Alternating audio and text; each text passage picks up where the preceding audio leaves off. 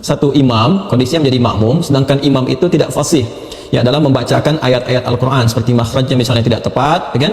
Dan kondisi-kondisi lain. Pertanyaan pertama Anda, apakah sah salat yang ditunaikan atau ada kewajiban untuk mengulang? Itu satu. Yang kedua, kemudian bagaimana cara untuk memperbaiki kondisi itu? Apakah itu yang Anda tanyakan? Iya Ustaz. Baik, saya akan batasi pada apa yang Anda utarakan. Ustaz di sini juga. Baik. Yang pertama, jika kita mendapati kondisi demikian, maka idealnya begini. Saya ingin sampaikan kondisi ideal supaya memahami fikih imam terlebih dahulu. Seseorang ditetapkan atau diangkat atau dipersilahkan menjadi imam ketika diketahui ya dan dipastikan bahwa syarat-syarat menjadi imam itu terpenuhi. Apa di antara syarat-syaratnya? Pertama, memahami fikih salat. Ya, jelas karena imam itu pemimpin dari salat. Kalau nggak paham apa yang dikerjakan, bagaimana bisa memimpin? Ya kan? Itu memahami fikih salat. Yang kedua adalah bagus ya dalam bacaan-bacaan yang dia bacakan. Ya, karena nanti bacaan-bacaan imam itu termasuk yang mengcover bacaan makmum dan gerakan diikuti. Jadi paham tentang fikih salat, bagaimana mengerjakan dari awal sampai akhir karena diikuti imam itu. Yang kedua, bacaannya bisa mewakili makmum. Itu yang tercover dalam hadis Nabi sallallahu alaihi wasallam, "Innama ju'ilal imamu liyutamma bih, fa qira'atul imami qira'atul makmum." Ya, adapun imam dijadikan untuk diikuti. Bagaimana kita bisa mengikuti? Kalau imam memahami sehingga benar dari awal sampai akhir. Ini juga filosofinya dalam kehidupan. Kalau kita ingin mengangkat imam dalam kehidupan kita, misalnya apapun itu, ya baik itu di keluarga dan sebagainya, harus paham dulu tentang kewajiban-kewajiban yang melekat kepada imam itu sehingga kita bisa mengikuti yang benar, pastikan yang benar. Anda profesinya guru misalnya, itu imam bagi murid-muridnya, wali bagi mereka. Maka jangan memberikan contoh yang tidak baik, pelajari bagaimana menjadi guru yang baik supaya murid-murid menjadi baik. Ya, suami imam bagi istri dan anak-anak di keluarga, maka pelajari bagaimana fikih rumah tangga dengan benar sehingga nanti keluarga tidak mencontoh yang salah. Ya, ke atasnya lebih besar lagi. Nanti kata Nabi, kalau salah memilih fantadhir sa'ah, ya tunggu, akan ada masa-masa sulit nantinya gitu ya, dan akan menghasilkan atau menghadirkan situasi yang tidak kondusif dalam berkehidupan. Maka ini digambarkan lewat latihan sholat. Sholat itu jadikan ketat. Maka yang pertama dipastikan adalah orang-orang yang paham fikih sholat, bacaannya baik, benar, bagus. Ya, baru nanti di antara sekian yang banyak ada senioritas. Siapa yang paling senior, yang pengalamannya banyak? Kan yang paling senior itu kalau paham fikih sholatnya, bacaannya cukup baik, gitu kan? Nah, kemudian baik itu ukuran tajwid ya, bukan ukuran lagu. Ingat, baik itu ukuran tajwid, bukan ukuran lagu. Kadang ada yang irama lagunya bagus, tapi kadang-kadang dengarnya telinga kita panas itu. Telinganya nggak enak dengar. Kenapa? Karena makhrajnya itu berantakan, sifatnya berantakan. Ini berpengaruh juga. Ya, jadi yang dimaksud ukuran tajwid. Kalau udah ada bagus misalnya dari ukuran fikih salatnya, kemudian bacaannya bagus, lihat dari faktor usia.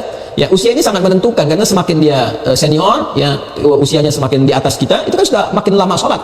Semakin banyak lama salat, semakin jauh hubungannya dengan Allah terpatri. Ya, semakin kuat dia, semakin terhubung dengan Allah, semakin cepat doanya terkabul. Itu diantara makna-maknanya.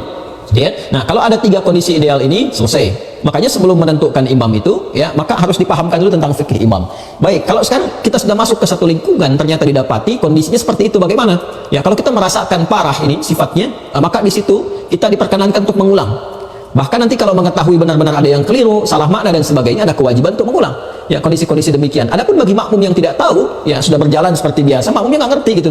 Yang tahunya pokoknya ini yang terbaik, ya. Maka mereka ma'dzur. Ya, ditoleransi itu karena ketidaktahuan dia. Rufi al-qalam, ketidaktahuannya. Tapi bagi Anda yang tahu, setelah Anda mengulang di salatnya, Anda punya kewajiban untuk memberitahu bagaimana caranya. Kembali ke Quran surah ke-16 ayat 125. Pelajari karakter orangnya. Ya, kadang-kadang kan ada orang yang sudah merasakan dia benar, sudah lama kan, sehingga kalau sesuatu yang sudah mengakar lama itu kadang tidak mudah untuk diluruskan. Maka caranya bagaimana? Ya, caranya Anda bisa mendatangkan orang lain yang lebih fasih, lebih baik dengan mengusulkan. Bukan mengusulkan untuk mengganti. Ya, mengusulkannya bagaimana? Misalnya tentang kita belajar. Ya, diusulkan oleh Anda, bagaimana kalau kita belajar jangan hanya imamnya yang pandai bacaan, ya dengan cara yang baik. Kami juga ingin pandai-pandai bacaan supaya bisa jadi imam di rumah dan sebagainya. Anda usulkan, boleh nggak kalau kita ngaji dengan ustaz-ustaz kita mengundang untuk mengajari kami, kalau imam tidak sempat punya waktu semuanya. Jadi imam juga merasa terangkat, terhormat, kita datangkan yang lain pada saat yang bersamaan ketika datang orang yang mengajar, imamnya ada atau diperkenankan kemudian membaca salat, dia bisa mengerti, itulah memahamkan dengan hikmah. Ya, tidak, dan kita ingat ya, memberitahu orang yang belum tahu itu ya bukan dengan cara yang kontraproduktif ya, apa dengan misalnya menghukumi atau mencaci atau misalnya berprasangka negatif, itu jauhi semua itu ya. Orang belum tahu itu diberitahu, dan cara memberitahu itu ada seninya. Islam Aswaja Channel dan pun Al-Afa Media mengajak untuk mendoakan beliau, dan semoga video ini menjadi amal jariah beliau dan bermanfaat fitini watunya hatal akhirah buat kita semua. Ada jalannya juga. Saya ingin ambil contoh begini, kasusnya agak mirip-mirip dengan apa yang Anda alami. Ini saya alami sendiri, karena itu saya berbagi dengan Anda. Satu kali saat saya awal datang pertama ke Indonesia, ada satu tempat tuh yang saya bimbing. itu tempat itu ada berkumpul pejabat-pejabat gitu, yang rata-rata juga sudah pensiun. Nah, kadang lupa jabatan dunia itu dikiranya itu juga sama dengan jabatan akhirat. Jadi kalau di kantor jadi imam, di masjid harus jadi imam. Nah, ini yang menarik. Begitu awal saya datang ke situ, wah ini menarik nih, ada persaingan imam, positif tuh, bagus menurut saya. Ini kita kalau melihat dengan rahmat itu, ya semua ada peluang kebaikan. Wah ini bagus sih saya pikir. Ya, masya Allah, ini pengen di kantor imam, di masjid pengen jadi imam. Hanya kadang-kadang itu telinga kadang panas kok dengarnya begini. Ada yang keliru, ada yang macam-macam. Lalu saya coba sampaikan, karena kita datang kan untuk mengajar, Ustadz gitu kan, sampai ke situ. Ya, masya Allah Pak, saya bilang, Bapak luar biasa jadi imam. Ya itulah Ustadznya. Hanya begini saya sampaikan Pak, jadi imam itu kan ada kualifikasinya, ya, ada syarat-syaratnya. Bacaan-bacaan kita itu harus baik, harus memahami, dan jawabannya juga bagus. Justru Ustadz, saya ini jadi imam supaya tahu kalau saya salah bisa dibenarkan makmum. Nah ini berarti masalahnya fikih. Ada keinginan jadi imam, cuman belum tahu jalan. Kita apresiasi itu. Saya bilang bagus Pak. Nah supaya bapak pilih yang mana? Banyak dibenarkan makmum atau bapak nggak usah dibenarkan oleh makmum? Ya tahunya harus bagus. Nah, saya berikan caranya Pak, tipsnya. Bapak jadi imam, ya, yang nggak akan dikoreksi oleh makmum. Ya, sambil menunggu itu kita mantapkan juga supaya bacaan bapak lebih bagus. Mau tuh? Caranya bagaimana Ustaz? Hari ini saya akan tempatkan bapak tetap dalam posisi imam, karena saya diperkenankan untuk mengatur di masjid itu. Ya, saya bilang Pak, bapak tetap jadi imam, nanti spesial zuhur dan asar.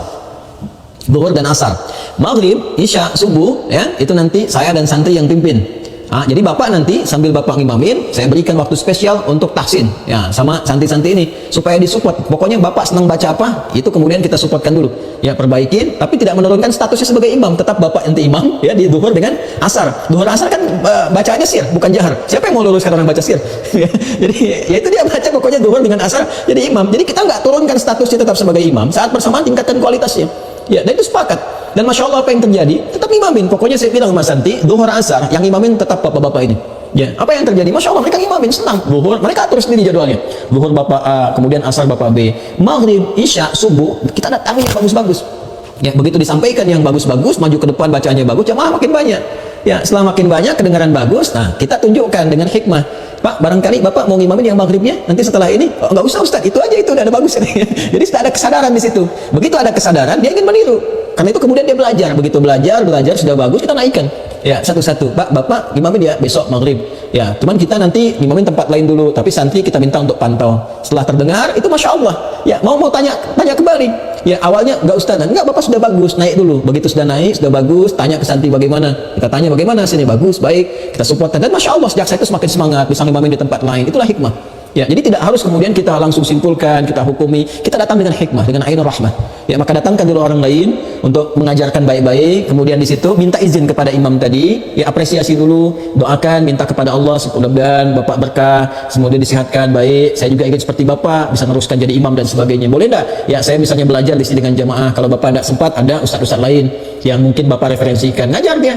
Nanti dari situ menyimak, diberi kesempatan untuk ngimamin pelan-pelan untuk melembutkan hatinya. Ya, di kesempatan demikian insya Allah akan memberikan jalan kebaikan-kebaikan. Allah Ta'ala a'lam bishawab.